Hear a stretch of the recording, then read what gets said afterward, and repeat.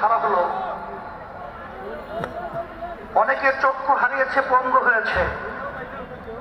আপনাদের ঐতিহ্যবাহী সিলেট থেকে জনপ্রিয় নেতা ইলিয়াস আলী সাহেব গুম হলো, আর ফেরত আসেনি, আর কোনোদিন আসবে বলে মনে হয় না। কিন্তু আজকে দুঃখের মধ্যে বলতে হয় যে জাহান্নামের আগুন এত তেজ হবে, এক অংশ আর এক অংশকে খেয়ে ফেলবে।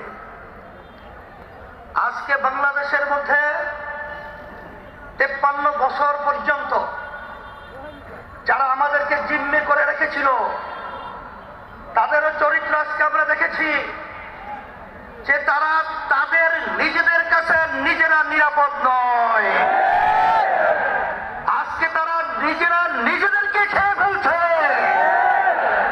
আমার দুঃখ হয় যে আজকে এত গুম হলো, তো খুন হলো, লক্ষ লক্ষ দলীয় নেতা কর্মী যুগ যুগ পর্যন্ত তাদের জীবনকে বিপন্ন করলো জেলের মধ্যে।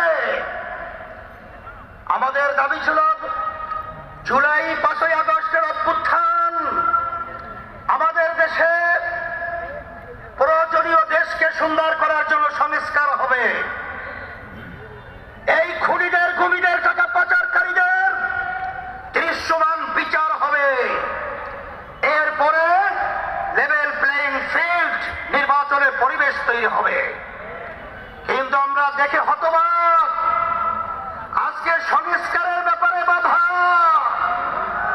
আজকে দৃশ্যমান বিচারের ব্যাপারে বাধা, আজকে নির্বাচনের জন্য যারা পাগল হয়ে গেছিল, আজকে যখন তারা দেখেছে আজকে বাংলাদেশের জনগণ ফ্যাসিস্টদের পক্ষে এবং জালেম চাঁদাবাজদের পক্ষে নয়, ওদের বিরুদ্ধে অবস্থান করেছে। এখন ওরা পাগল হয়ে গেছে আজকে নির্বাচনকে আবার পিছাবার জন্যে। কিন্তু আমরা পরিষ্কার বলবো, রাশি যখন বামে ঘোরে তখন যত পরিকল্পনা সব বামিয়ে যায়। আপনারা যত শয়তানি পরিকল্পনা করবেন ততই বাংলাদেশের জনগণ থেকে আপনারা বিচ্ছিন্ন হবেন। কোনো সন্দেহ নাই। তবে আমি পরিষ্কার ভাবে বলেছি, আজকেও বলছি, আমরা 53 বছর আমাদেরকে যারা জিম্মি করে রেখেছিল, আল্লাহ রাব্বুল আলামিন জিম্মির হাত থেকে আমাদেরকে 5ই আগস্ট আমাদেরকে স্বাধীনতা